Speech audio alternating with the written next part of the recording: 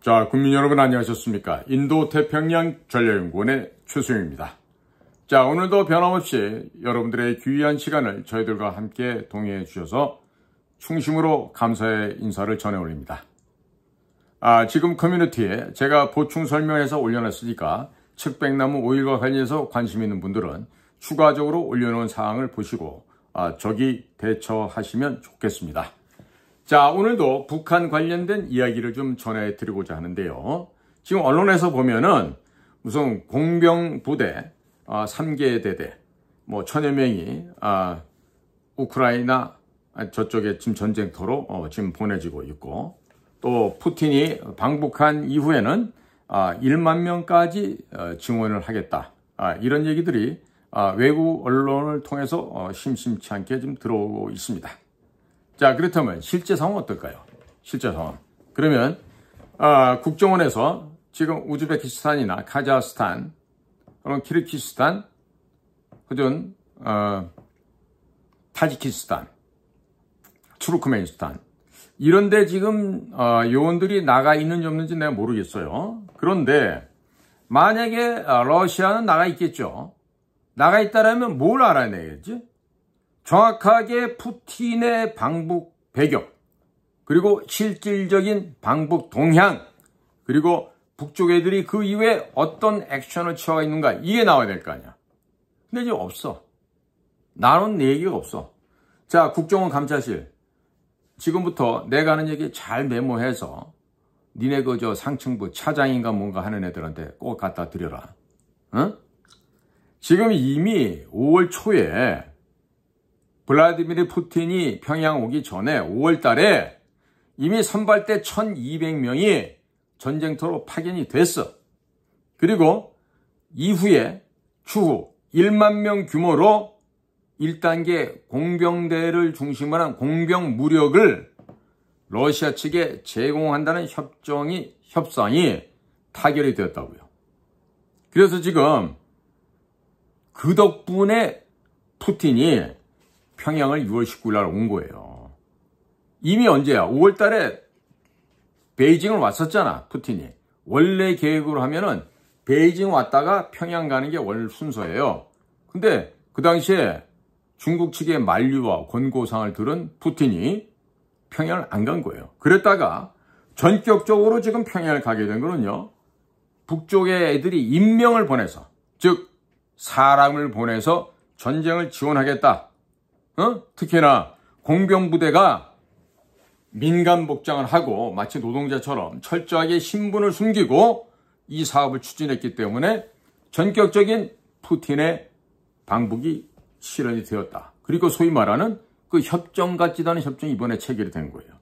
그러니까 그동안에 러시아에서는 밀가루 5만 톤이나 지원을 했습니다. 자, 그래서 이 자강도 지역에, 자강도 어딘지 모르신 분들이 설명드리면 백두산 중심으로요, 과거에는 평안북도, 함경북도, 그 밑에가 평안남도, 함경남도로 돼 있었는데요, 그 중간에 약간 쪼개갖고 양강도와 자강도라는 걸 만들었습니다. 그래서 이 자강도 지역에는 지하 벙커 공장 시설이 많아요. 그래서 그 자강도 쪽에서는 군수공장이 있다고. 거기서 포탄이나 이런 걸 만들어서 이번에 러시아로 공급을 했어요. 덕분에 그 자강도 지역에 살고 있는 공장 노동자, 근로자들이 덕분에 좀 배를 불릴 수가 있었겠죠. 이게 바로 왜 그러냐? 뭘 매겨야 힘이 있어서 노동을 해갖고 무기도 만들고 할 거 아니겠습니까? 그래서 군수물자 생산 독려를 하기 위한 조치로 이와 같은 일이 전개되었는데, 이거 하면 국정원도 또 모르고 있을 거라고, 이런 내용들을. 응? 국정원이 알아야 될 내용인데도 국정원이 모르고 있다고. 거기다가 이게 지금 북한 애들이 러시아에다가 지금 군사 물자를 좀 1차적으로 지원을 했죠, 지난번에. 그런데 그 북한산 무기를 쓰고 난 러시아 측의 반응이 포탄이 안 날아가.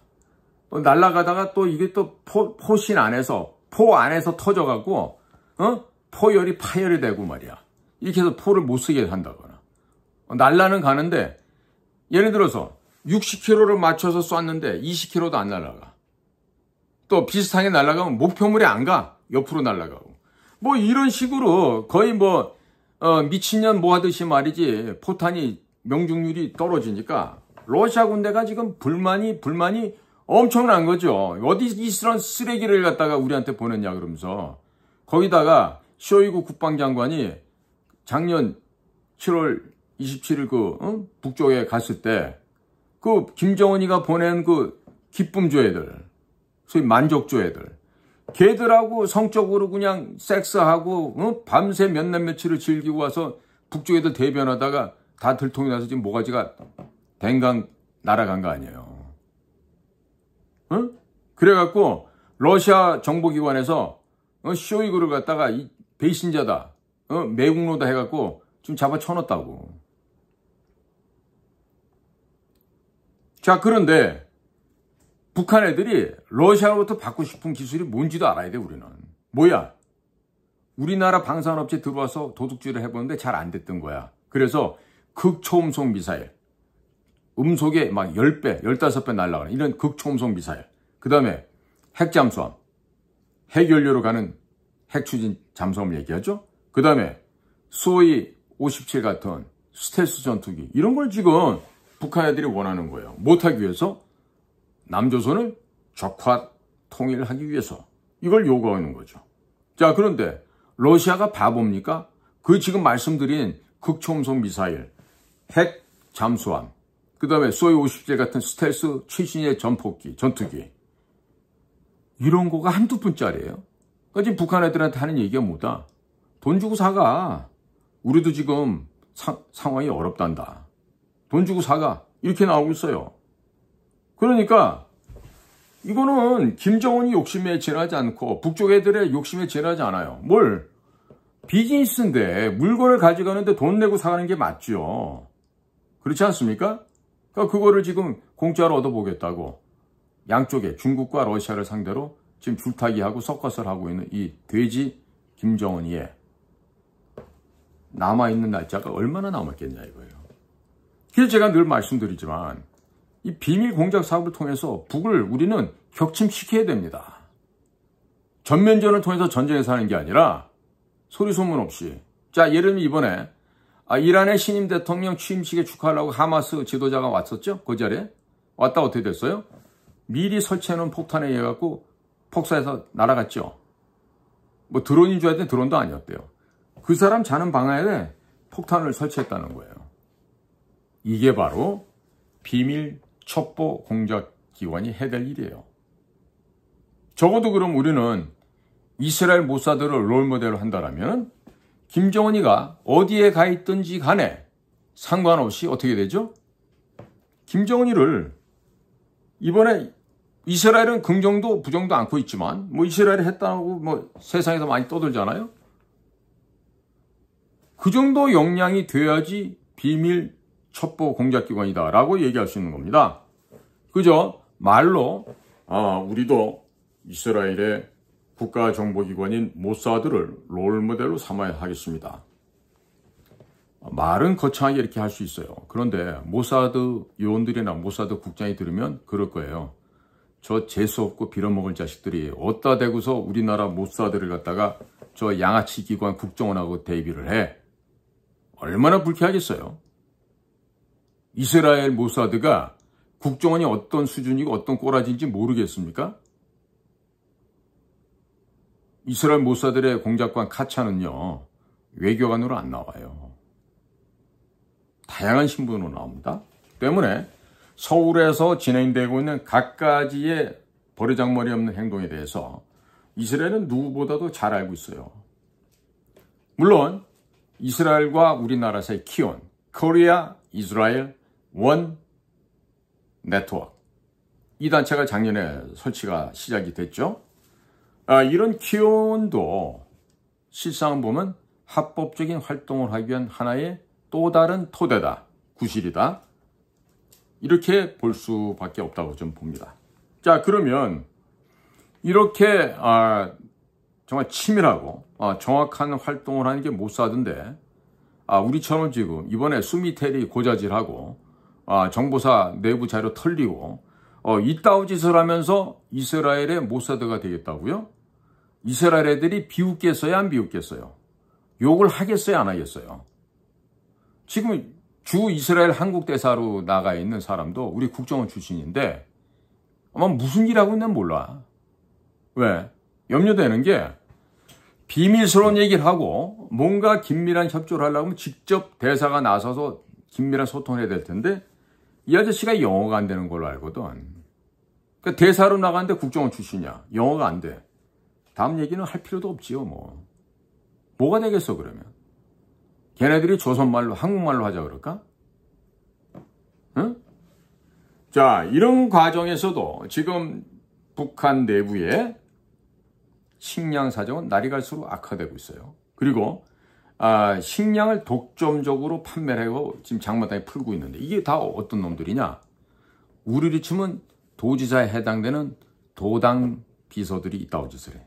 그러니까 작년에 쌀 수확했을 때 뻥튀기를 해서 보고를 하는 게 아니라 줄여서 보고를 하는 거예요. 예를 들어서 100kg 생산됐어. 그러면 이번에 50kg 생산됐습니다 하고 50kg를 별도로 숨겨놨다가 장마당에 풀어서 돈을 또 긁어 모으는 거죠. 자, 이거를 어떻게 해소해 보려고 북에 김정은과 그 일가 하는 그 바풀떼기 떨거지들이 시장 통제를 가하고 있지만 그 시장 통제가 되겠어요? 시장이 성립이 안 되는데 그게 어떻게 되겠냐고요.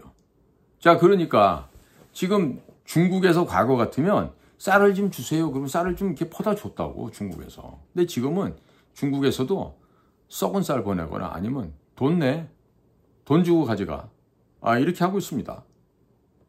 이렇게 하고 있어요. 자, 그러면 어떻게 되겠습니까? 식량 구하기가 하늘의 별 따기만큼 어려워집니다. 거기다가 조중관계 악화되고 있죠. 이 악화된 것도 제가 또 다른 시간에 또 말씀을 드릴게요.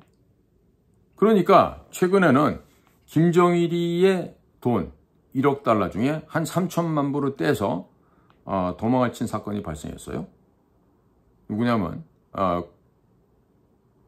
북한 군대 내에 호위 사령부라는 거 있죠?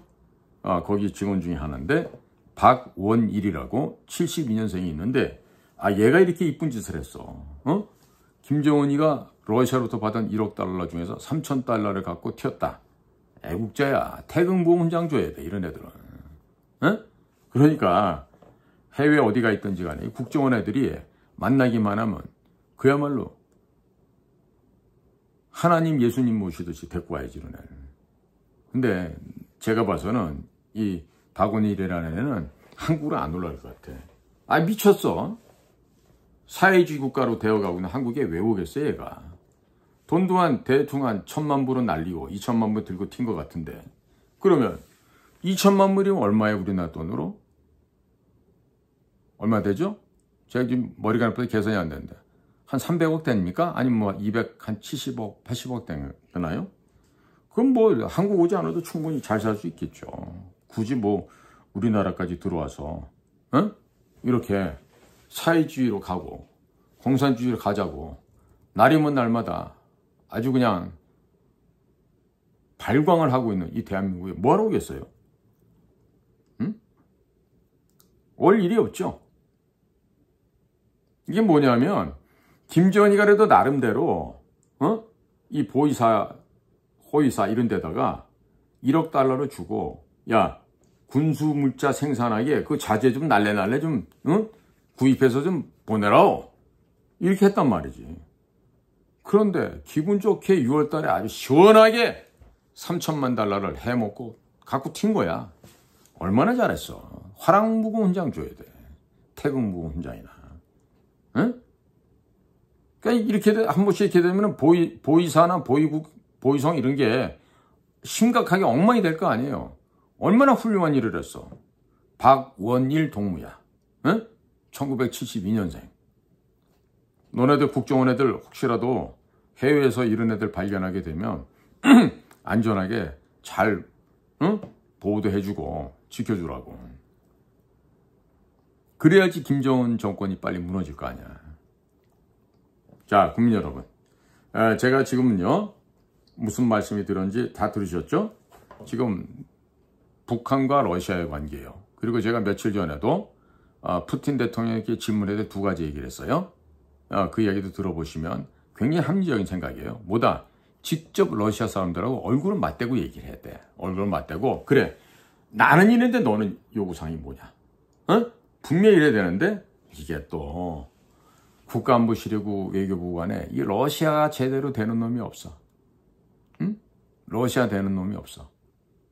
하다못해 영어라도 좀 해야 될 텐데 좌우지간에 지금 이렇게 안팎으로 진퇴양난, 진퇴양난에 빠져있는 대한민국의 외교안보 현실을 보면요 한숨밖에 안 나오죠. 그러나 그렇더라도 하늘에서 귀한 사람을 보내줄 걸로 기대를 하고 꿈을 버리지 말고 희망을 갖고 살아가도록 해야 되겠습니다. 자, 국민 여러분, 또 해외 계신 동포 여러분, 여러분들의 귀한 시간을 오늘도 저희 방송과 함께 동참해 주셔서 충심으로 감사를 드립니다. 저는 최수영입니다. 감사합니다.